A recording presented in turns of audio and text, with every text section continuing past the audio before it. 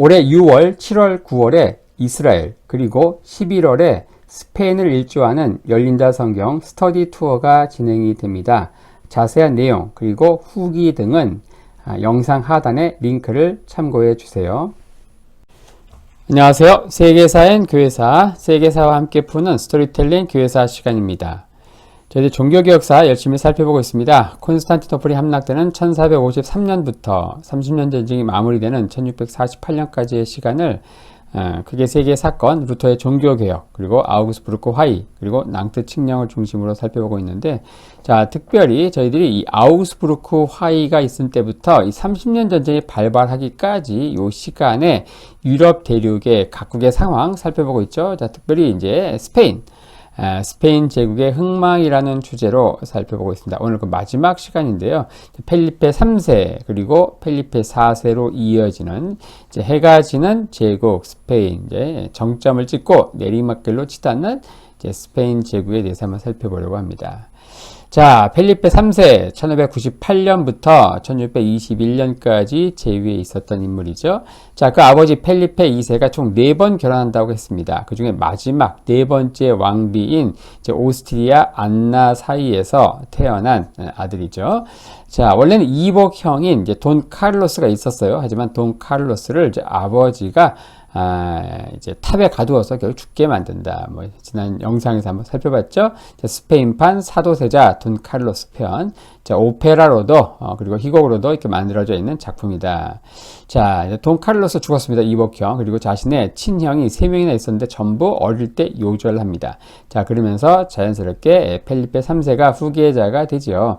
자, 1598년 아버지 펠리페 2세가 죽고 나서 즉위하게 되는데 그는 즉위한 지 3년 후인 1601년 의회를 바야돌리드로 이전했다가 어쨌든 뭐 1606년에 다시 마드리드로 돌아오게 되지요. 자, 1609년 그는 발렌시아 지역에서 모리스코, 그러니까 기독교로 개종한 이슬람 교도인 무어인들 이들을 전부 추방합니다. 그리고 점차 넓혀서 안달루시아, 그리고 무르시아, 그리고 아라곤, 카탈루냐, 그리고 카스티아 지역에서도 이 모리스코들을 차례로 다 추방을 했어요. 자, 이유가 뭐냐? 이들이 개종하긴 한 것 같은데 진실하지 못하다고 여겼습니다. 자, 겉으로 이렇게 기독교로 개종한 척 하지만 속으로는 이슬람 무슬림으로 살아간다 생각을 한 거예요. 더 나아가서 당시 북아프리카를 중심으로 지중해 연안의 해적들이 이제 창궐 했는데 그 해적들과 자국 내에 있는 요 모리스코들이 합세할까봐 두려워서 이들을 다 추방했다. 하지만 이 조치로 인해서 이 발렌시아 등에서는 이제 노동력 부족으로 마을들이 완전 초토화되는 그러한 부작용이 초래되죠. 특히 발렌시아 같은 경우는 이제 스페인 출신의 교황을 2명이나 배출한 이 보르지아 가문의 영지가 있는 곳이라 상당히 피해가 극심했다. 그 2명의 교황이 누굽니까? 스페인이 배출한 2명의 교황, 바로 중세 천년 최악의 교황으로 한번 다루었던 알렉산더 6세, 이 보르지아 가문, 영화 보르지아라는 이제 그것도 나와 있는 이제 거기에 주인공이 될 인물이죠. 그리고 그의 삼촌이었던 칼릭스투스 3세가 되겠습니다. 자, 그리고 자, 이분이 바로 이제 펠리페 3세예요. 자, 그리고 이제 펠리페 3세는 오스만 투르크 제국과 적대 관계를 계속하여 그러니까 전비가 계속 들겠죠. 자, 그런 가운데 네덜란드와 전쟁을 계속하고 있는 상황에서 네덜란드 전쟁이라도 종식시키려고 했다. 왜냐? 국고 손실이 너무 심했기 때문인데 그래서 1609년 이제 12년간의 휴전을 조건으로 일단 네덜란드와는 평화협정을 체결합니다. 자, 그리고 마침 1603년 영국과 계속 싸웠죠. 1588년 무적 함대가 격파되는 그 칼레전 한번 다룬 바 있죠. 자, 1603년에 영국의 엘리자베스 1세가 죽게 됩니다. 자, 그러면서 후임 왕인 제임스 1세와 결국 평화협정을 맺고 오랜간에 오래 싸웠던 영국과의 또 평화협정을 맺게 된다. 자, 그런 가운데 또 새로운 전쟁, 30년 전쟁, 1618년부터 48년까지 이어지는 30년 전쟁에서 또 황제인 페르디난드 2세 편을 들면서 또 참전하게 되죠.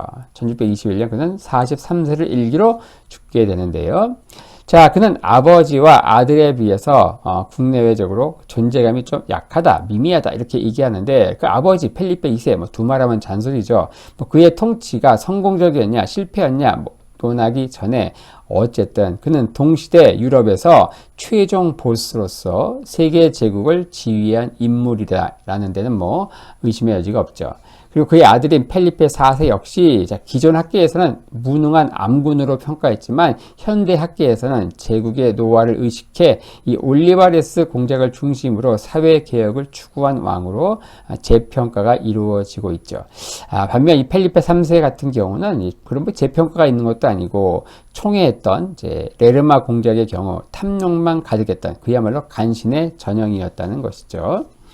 자, 그는 왕비 오스트리아의 마가렛과 결혼하게 되는데, 자, 페르디난드 1세의 손녀이자, 그리고 당시 황제였던 페르디난드 2세의 여동생이죠. 그러니까 둘은 이제 이 펠리페 3세와 이 마가렛은 육촌지간이 같은 하브스부르크 가문인데, 또 다시 한번 또 이 근친혼이 이루어지게 됩니다. 이 둘은 정략 결혼이었지만 둘 간의 금슬은 아주 좋았다고 해요. 펠리페 3세는 정부나 흔한 사생아도 없이 굉장히 과정적이었다. 이 오스트리아의 공주인 마가렛은요, 이제 거의 매년 아이를 낳다가 결국 1911년 출산 중에 사망하게 됩니다.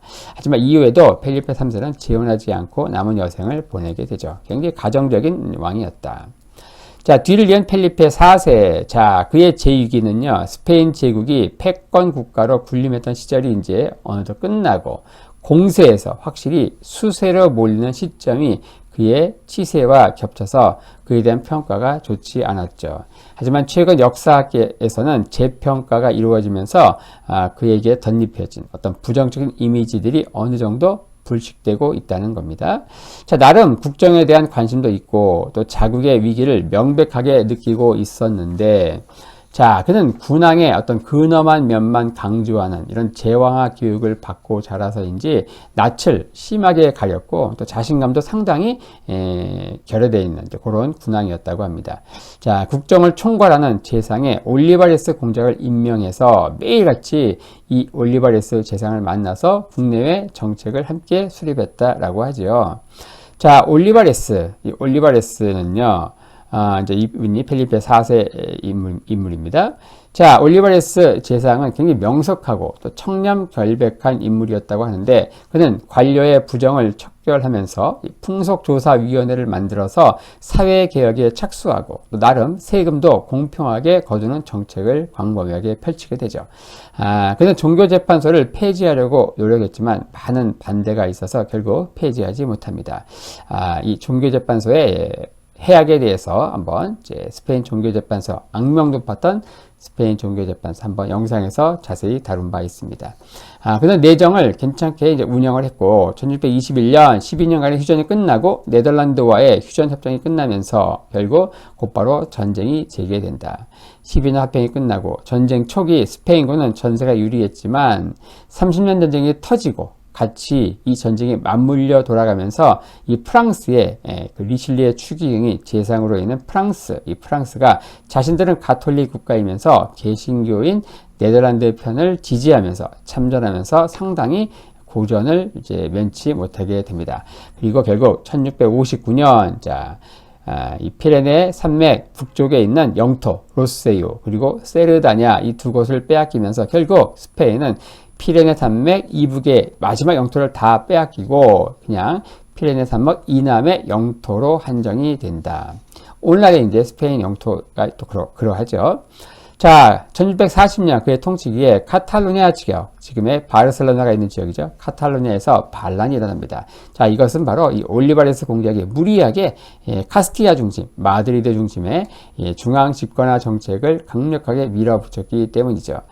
당시 반란의 지도자가 이 카탈루냐에서 독립을 선언하고 또 프랑스 국왕 루이 13세에게 자신들을 보호해 줄 것을 요청하면서 반란이 굉장히 오랫동안 지속이 됩니다.